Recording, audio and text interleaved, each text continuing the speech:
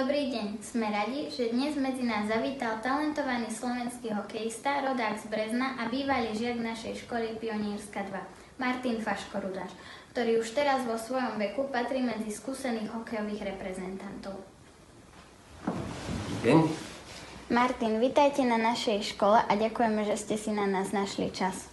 Ďakujem aj ja krásne, že ste ma pozvali naspäť na moju základnú školu. Moja prvá otázka smeruje samozrejme k hokeju. Ako ste sa dostali k hokeju a kto bol váš najväčší podporovateľ v detstve? Podporovatelia boli určite moji rodičia s mojim bratom. Ku hokeju som sa dostal skrz môjho brata, lebo on to hrával. Je o 8 rokov starší, takže on hrával hokej a kvôli nemu ma to lákalo a začal som hrávať hokej. Vieme o vás, že po 3 sezónach zámorskej VHL ste sa vrátili do Európy a zakotvili v českej extralíge. A čo vám priniesol pobyt v zahraničí? Určite mi priniesol to, že som sa naučil jazyk a tej natúre, ktorá funguje v iných krajinách ako na Slovensku a určite mi to dalo strašne veľké skúsenosti hokejové do mojej ďalšej kariéry. Čo vám najviac chýbalo z domova, keď ste boli cez sezónu mimo Slovenska? Tak určite to bola rodina, ale najviac, nad čím som ja rozmýšľal celé tie sezóny, tak bolo to klasické slovenské jedlo, ako sú halušky a brinza a tieto veci. Čo robíte, keď si chcete napríklad oddychnúť od hokeja?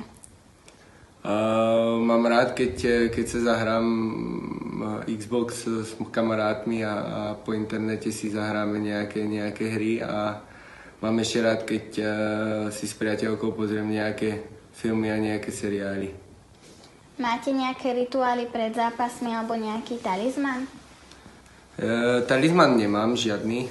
Rituály tiež nie, lebo ja som zastanca toho, že rituály ťa viacej vystresujú a vynervujú, ako by si sa mal pripraviť na zápas, pretože tie rituály proste musíš mať v hlave a v kuse nad nimi rozmýšľať, že teraz som mal spraviť to, takže toho sa ja nedržím, ale mám nejaké zvyky.